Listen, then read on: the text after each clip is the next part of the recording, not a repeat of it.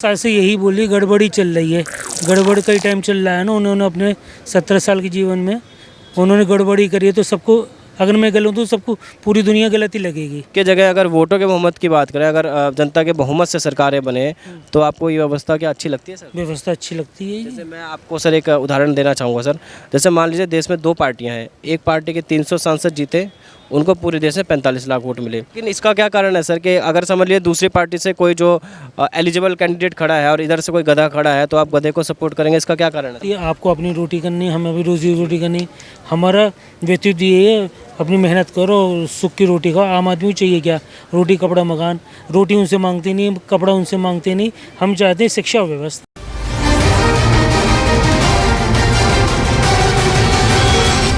नमस्कार दोस्तों, मैं रजत तिवारी। सर आपका नाम? मेरा नाम डॉक्टर अमित मित्तल है।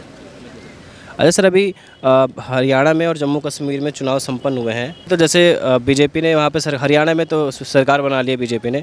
उसके बाद भी जो विपक्षी पार्टी है जैसे कांग्रेस है, वो कह रही है कि जो चुनाव हुए हैं वो सही तरीके से नहीं हुए, इनमें कुछ ना कुछ गड़बड़ हुई है। तो 10 साल से यही बोली गड़बड़ी चल रही है। गड़बड़ कई टाइम चल रहा है ना। उन्होंने अपने 17 साल के जीवन में उन्होंने गड़बड़ी करी है, तो सबको, अगर मैं गलत हूँ तो सबको पूरी दुनिया गलत ही लगेगी। तो बीजेपी कुछ अच्छा कार्य कर रही है तो लोग, उसमें भी उनको दिक्कत हो रही है। सर इससे पहले भी इलेक्शन से पहले जो है जो रुझान आ रहे थे तो वो कांग्रेस के पक्ष में जा रहे थे। ऐसा है, जो बीजेपी की चाहने वाले हैं, चाहे अंदरूनी कितने द्वंद्व होते रहें, बीजेपी आगे ही रहेगी, आगे ही रहेगी बस। अच्छा सर, अभी जो चुनाव के नतीजों की बात करें तो अभी एक चीज़ देखने को मिलती है कि जैसे बीजेपी को 48 सीटें मिली हैं, उनको कुल जो है 55 लाख वोट मिले हैं, और वहीं जो है कांग्रेस को 37 सीटें मिली हैं, उनको 54 लाख वोट मिले हैं। तो आप अगर एक हिसाब से अगर देखा जाए तो 11 सीटों के ऊपर 1 लाख से जो है अब बीजेपी जीती है सर।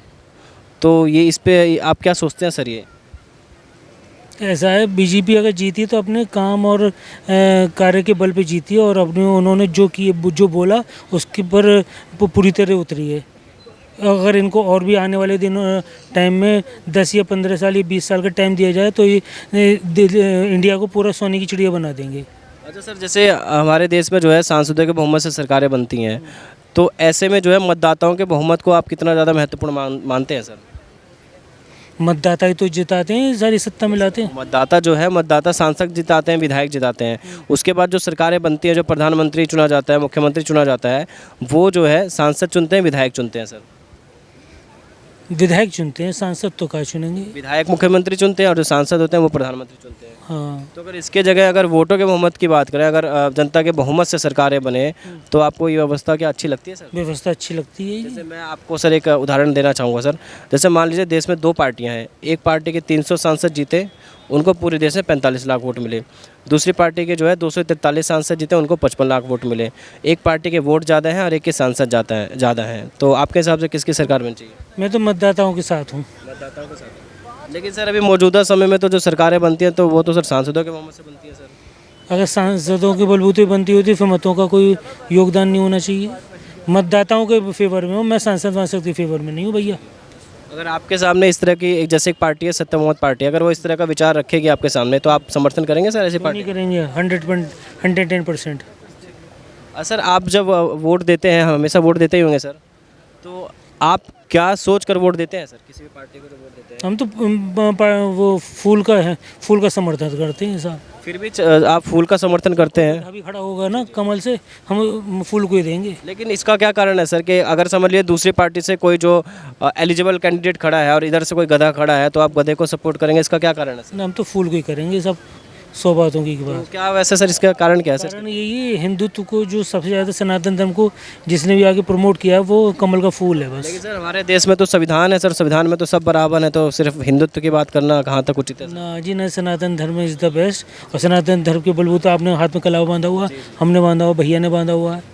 अगर सनातन धर्म ना होता तो कलावा कौन बांधता? सर वो तो मेरी व्यक्तिगत परंपरा है, व्यक्तिगत चीज़ है। जी।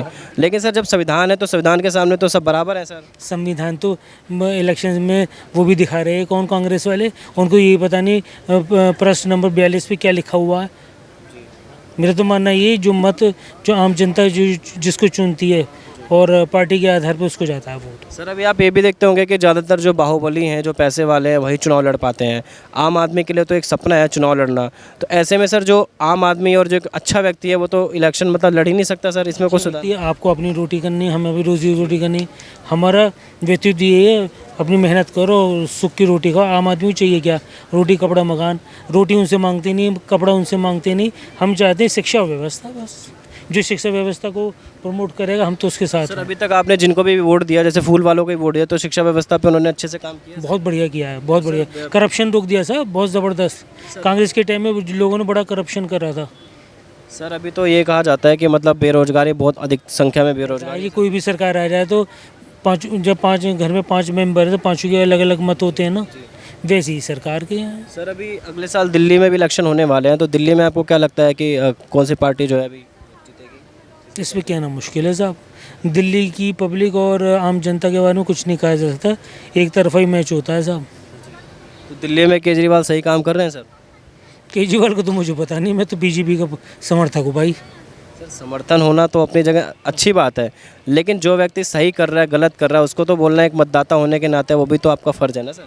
अरे साल के 6 महीने तो अंदर रहते हैं, फिर बाहर आ जाते हैं, फिर पार्टी छोड़ के निर्दलीय हो जाते हैं। ये कोई तरीका थोड़ा ना काम करने का। सर निर्दलीय काम है वो तो सर, उन्होंने किसी दूसरे को तो बनाया ना सर। तो बनाया तो सही है।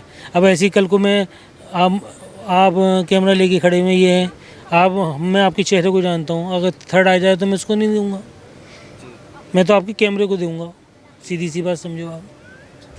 चलिए ठीक है सर, हमसे बात करने के लिए आपका बहुत बहुत धन्यवाद।